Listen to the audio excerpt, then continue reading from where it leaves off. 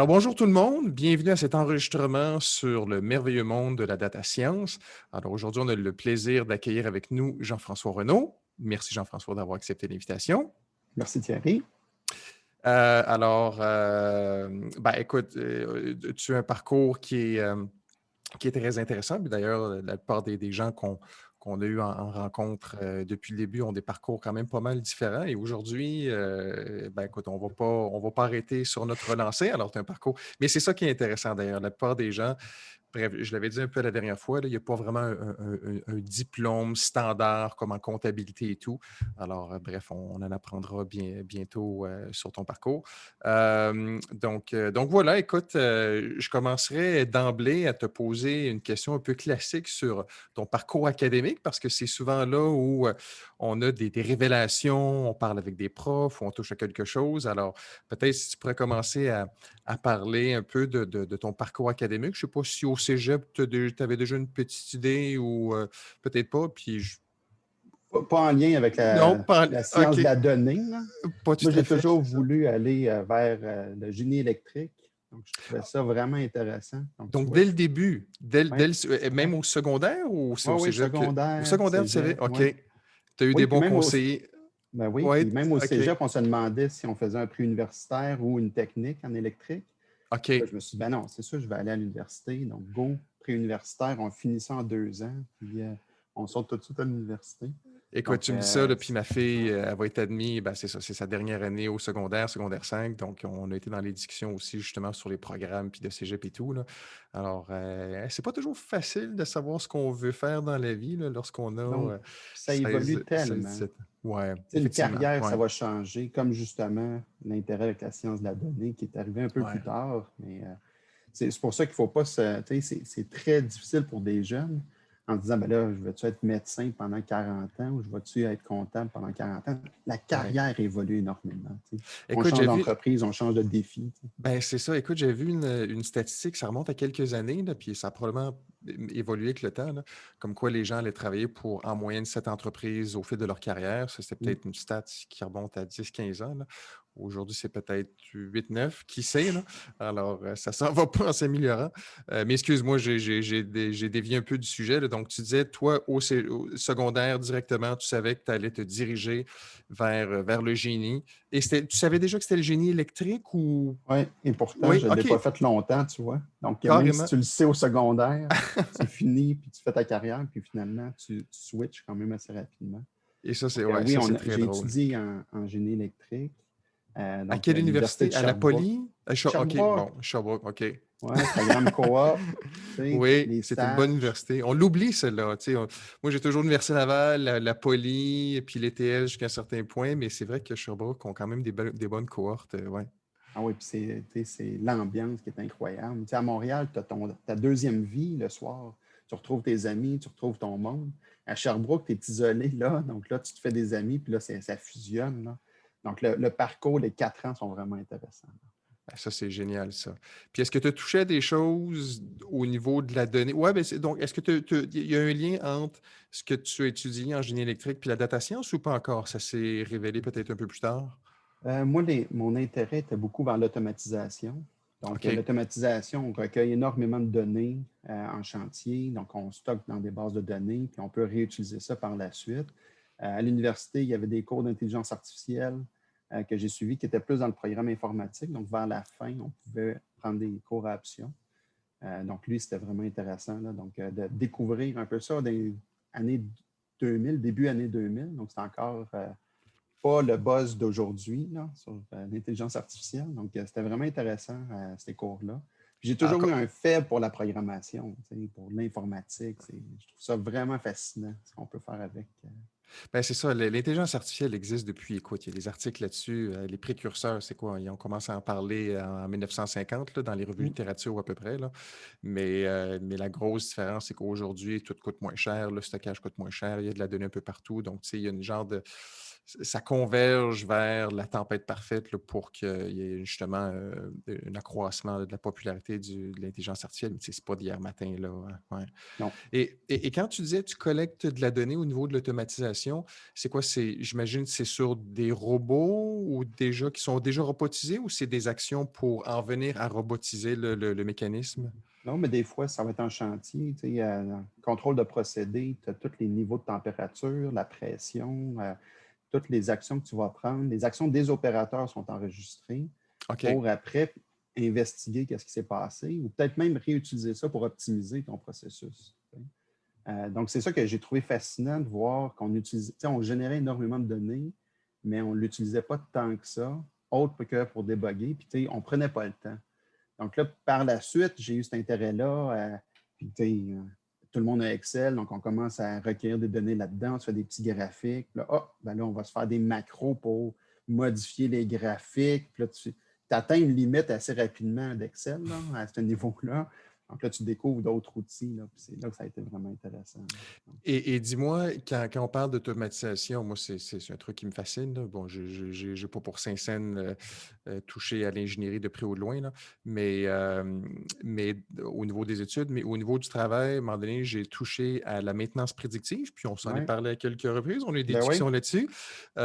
Est-ce que au niveau académique, ils en parlent? Parce que, tu sais, collecte de données pour l'automatisation, mais ça peut être collecte de données justement pour prévoir les défaillances et Oui. avoir une optimisation du plan d'entretien, que ce soit un avion, que ce soit une usine, que ce soit peu importe, là, au lieu d'y aller. Tu sais, j'utilisais l'exemple un peu simpliste, là, mais pour illustrer le propos, que, tu sais, au lieu de changer ton huile à chaque 5000 km, ben, tu vas la changer exactement quand l'huile arrive avec un certain niveau de viscosité puis un certain niveau d'impureté dans le.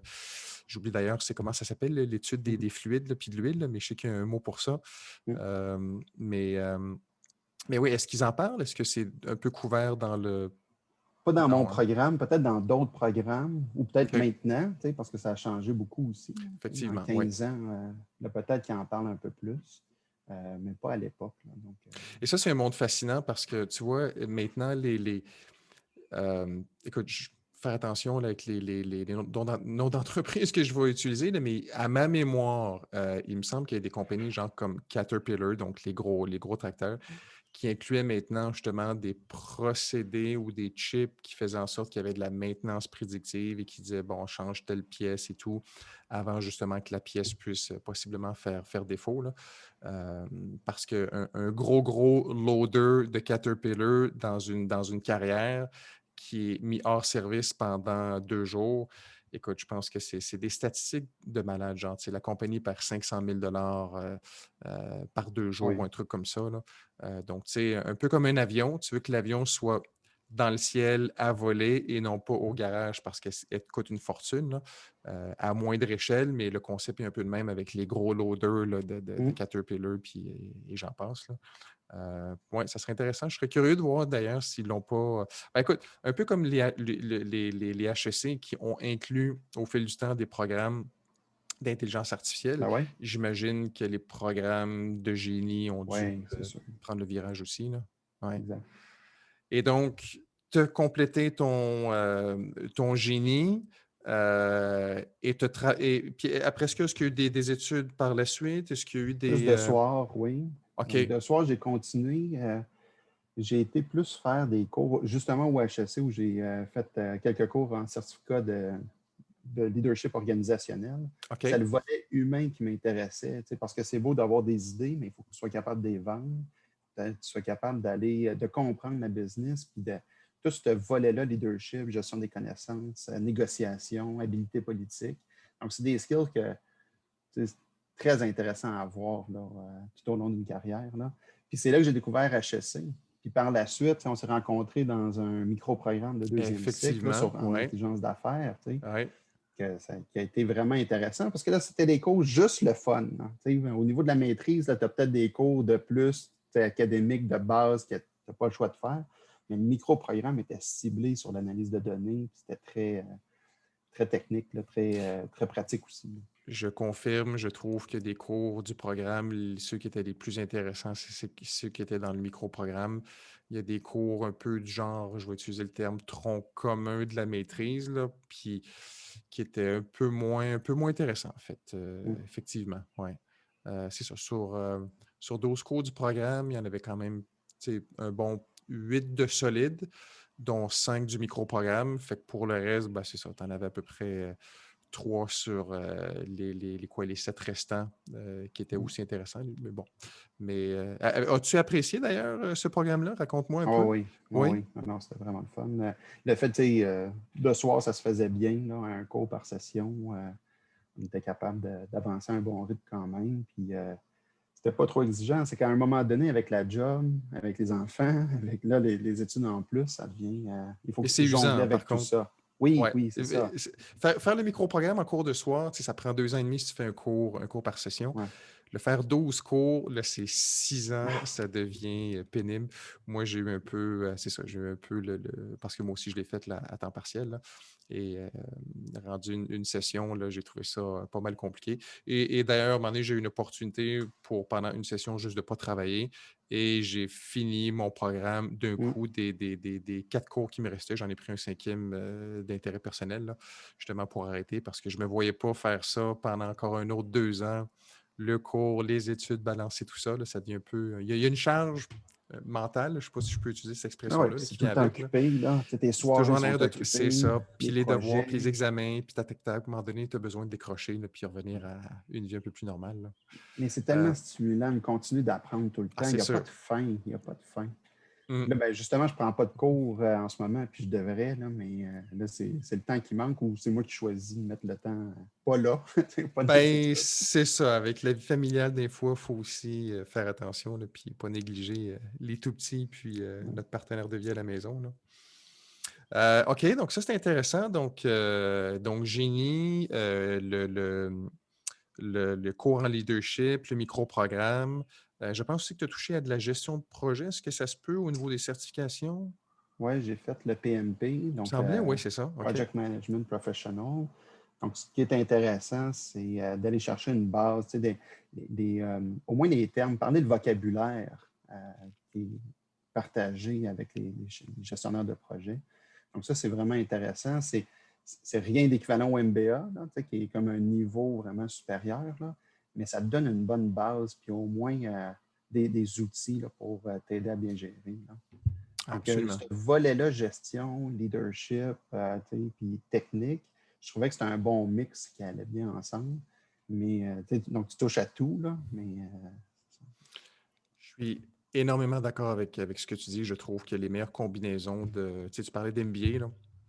Écoute, c'est aucunement au jugement de valeur pour ceux qui ont fait ce parcours-là, mais tu sais, faire un bac en administration, faire un MBA, je trouve que c'est un peu les mêmes concepts. Donc, mais tu les approfondis, certes, mais tu restes un peu dans le même carré de sable.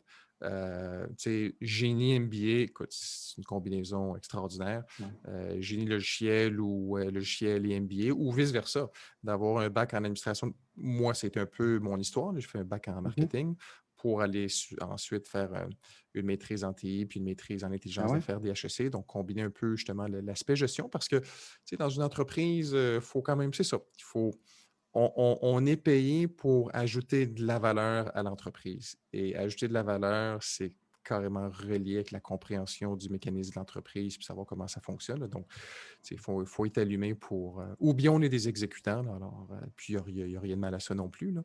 Mais moi, j'ai toujours préféré être un peu au-delà de la parade, là, puis être un peu plus le leader de la chose. Là.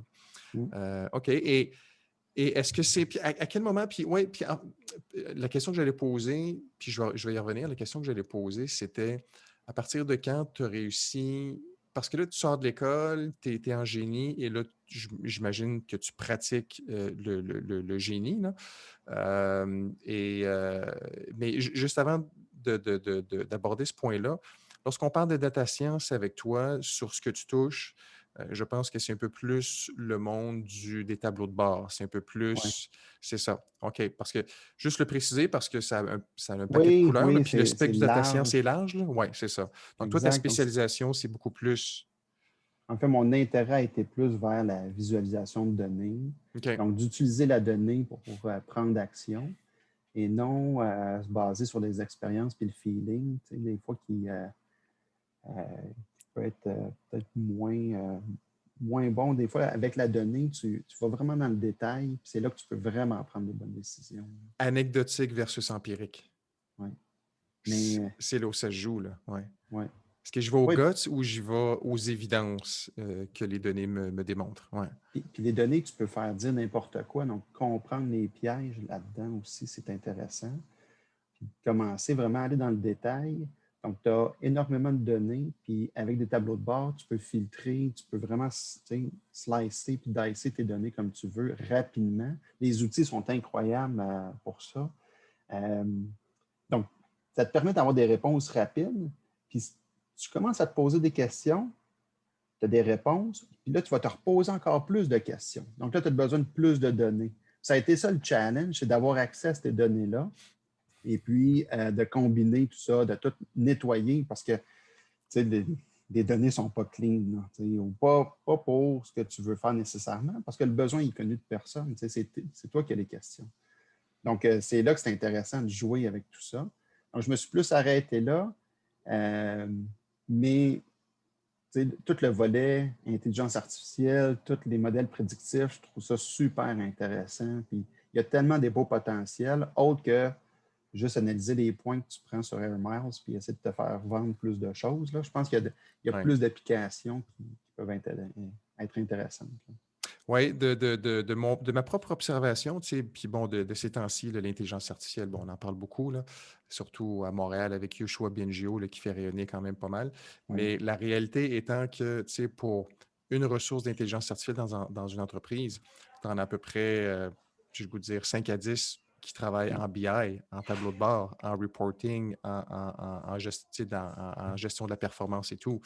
Donc, j'ai comme l'impression que AI bouffe un peu le discours public au niveau de la data science, mais selon moi, c'est fondationnel au niveau du BI. Tu te dois de maîtriser ça, tu te dois de bien l'avoir pour pouvoir avoir une saine gestion de ton entreprise. Donc, avant même de vouloir prédire. Je pense qu'il y a quelqu'un qui veut te parler 2 secondes. Non, ma Oui. petite fille, mais c'est correct. C'est bien correct. Ça fait partie de la vie de travailler à domicile, live. Il n'y a aucun souci. Donc, juste pour boucler la boucle là-dessus, donc tu commences en entreprise, tu es ingénieur, tu es bagué, mais tu ne commences pas en data science, tu commences réellement, c'est ça. Non, puis j'ai jamais, dans le fond, j'ai utilisé la science de la donnée juste pour m'aider. C'est des outils qui m'ont aidé. Donc, ça n'a pas été non plus je ne fais pas ça de temps plein. C'est que ça va m'utiliser. Je vais utiliser les tableaux de bord, je vais utiliser le nettoyage de données rapide pour après prendre les bonnes décisions puis faire de quoi avec ça. Donc, je ne fais pas des tableaux de bord pour d'autres, je les fais pour moi, OK. puis pour vraiment m'aider. Et donc, t'aider dans ta prise de décision. Puis quand Exact. tu parles de prise de décision, c'est une prise de décision dans quel domaine? Est-ce que c'était quoi? C'était gestionnaire? Oui, ça varie. Là. Comme là, en ce moment, je suis plus au niveau de l'analyse des besoins pour tous nos outils qu'on fait chez Garda. Donc, on fait plein d'outils informatiques. Donc là, maintenant, un outil informatique, c'est quoi? C'est de la donnée que tu transformes ou que tu recueilles d'un usager. Donc, tu te fais une interface. Mais là, tout comprendre ces besoins-là, c'est vraiment au niveau. Il faut bien comprendre la donnée. Donc là, ces outils-là vont m'aider à mieux comprendre, à analyser, puis après faire la bonne spec pour pouvoir faire l'outil qu'on désire faire. En gestion de projet, là, ça a été d'analyser la performance des projets, de voir un peu, y a-t-il des patterns qu'on peut découvrir pour dire, bon, si un gestionnaire de projet ne passe pas au moins 10 de son temps sur le projet, ça risque de glisser, ça risque de mal aller. Donc là, on fait ça en post-mortem, on découvre cette donnée-là, mais là, il y en a combien de projets qu'en ce moment, les chargés de projet ne mettent pas 10 de leur temps? Donc là, c'est d'aller chercher cette liste-là rapidement et de dire, au directeur de coacher ou d'encadrer un peu plus ce monde-là pour dire, puis après, là, c'est une gestion de risque qu'on fait. Là, il y en a des projets c'est plus importants que d'autres. C'est ça, c'est comme une convergence du monde du génie du monde de la gestion de projet et du monde de la data science en même temps. C'est comme ça converge et c'est ça que ça donne. Mm. Ça donne un peu l'initiative sur laquelle tu as travaillé. Excellent. Écoute, je te poserai peut-être une dernière question avant de passer à un autre sujet.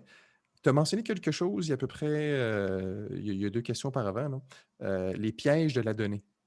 Ouais. Est-ce que tu peux peut-être me raconter une petite histoire ou partager pour toi qu'est-ce que ça veut dire un piège dans les données?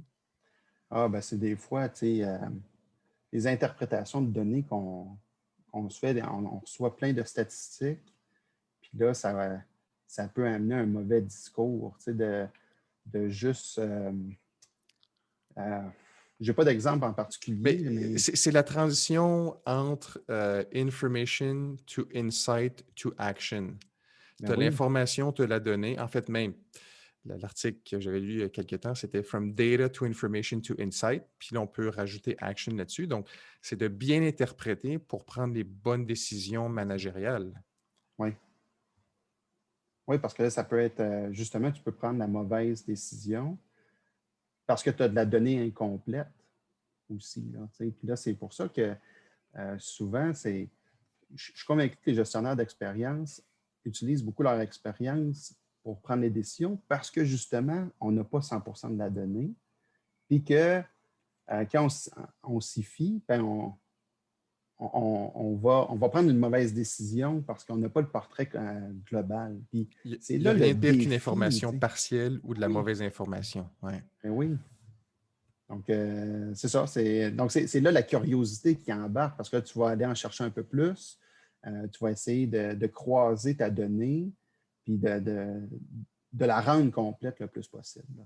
Ce qui est peut-être un piège en soi parce qu'il n'y a pas de fin là, à ça. Mais c'est ce qui rend la chose fun aussi. Tu sais, Oui, ça peut être, tu sais, c'est inestimable, puis c'est comme un puits sans fond d'insight, de découverte et tout. Moi, je trouve que c'est un cadeau qui donne tout le temps. Je veux dire, tu peux toujours trouver quelque chose, puis mais bon, parfois, il faut se mettre des petites limites aussi, là. Mais tu sais, pour des gens qui sont curieux et qui ont qui ont le cerveau câblé, puis qui ont un aspect, comment je pourrais dire, cognitif relié à la découverte. Puis, tu sais, je pense que c'est le monde parfait dans lequel on est. Là. Il n'y a pas oui. grand-chose de routinier là-dedans. Là. Ouais. Non, non, non, vraiment. Écoute, excellent. Écoute, on va arrêter là pour le premier segment là, sur ton parcours.